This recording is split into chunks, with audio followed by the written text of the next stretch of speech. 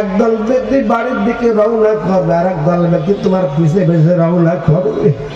তুমি মনে মনে বাবা আমার ভয় নাই, আমার সঙ্গে তো অনেক লোক আসতেছে, আমার ভাই আসতেছে, আমার দাদা আসতেছে, আমার খালু আসতেছে, বাবা আসতেছে, কোনো ভাই নাই।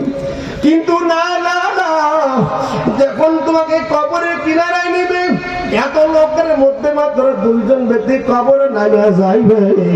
দুইজন ব্যক্তি কবরে নামিয়া তোমাকে বিসমিল্লাহি ওয়া আলা মিল্লাতি রাসূলিল্লাহ বলে তোমাকে কবরে নামাইবে। এখনো মুদ্দার ব্যক্তির আশা যে আমি একা না, আমার সঙ্গে এখনো দুইজন ব্যক্তি আছে। কথা বলেন ঠিক কিনা? কবরে তো দুইজন ব্যক্তির নামছে কিনা বলেন? মনে মনে এখন আশা করে আমি একা না, আমার পিছনে দুইজন ব্যক্তি আছে। কিন্তু দেখা যাবে একটু পরে আপনার দুইজন ব্যক্তির একজন লাভ বেড়ে কবর থেকে উঠিয়া যাবে, আর একজন ব্যক্তির বাসায় চালা সাজানো শুরু করবে।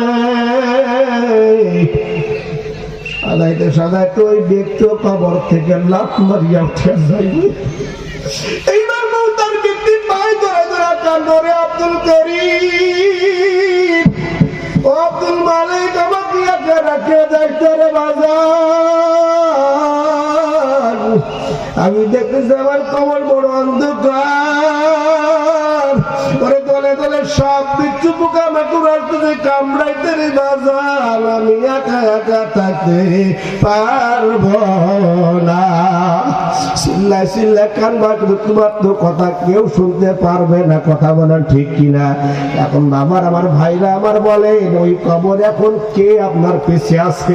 ওরে কোন নেতার পিছে দৌড়াইলেন বাজান? অমুক নেতা তমুক নেতা বলে চিল্লাইলাম, জেলজরি বানা খানা সব কিছু করলা, তোমার নেতার কোনো খবর থাকবে না রে বাজান। যে ছেলেমের পিছে এত তোমরা দৌড়ে করলা, সেই ছেলে নিয়েও তোমার সঙ্গে হবে না। আমার মাওলা বলে ফাজ করুনি আজ করুকুম। এ দুনিয়া মানুষের যে বান্দি আমি মাওলাকে ভুলে নাই। ওরে সকালে আমি আল্লাহকে ডাকছে, বিকেলে আমি আল্লাহকে ডাকছে, আমি কি করে মাওলা তাকে ভুলি? এখন ওই কবরের মধ্যে আমি আল্লাহ ছাড়া আর কেহ নাই। কথা বলেন ঠিক কিনা? এই জন্য আমরা অল্প সময়ের জন্য চক্ষুটাকে বন্ধ করিয়া একটু মাওলাকে ডাকাডাকি করবো, কারণ ওই কবরে আমার মাওলা ছাড়া কেউ নাই।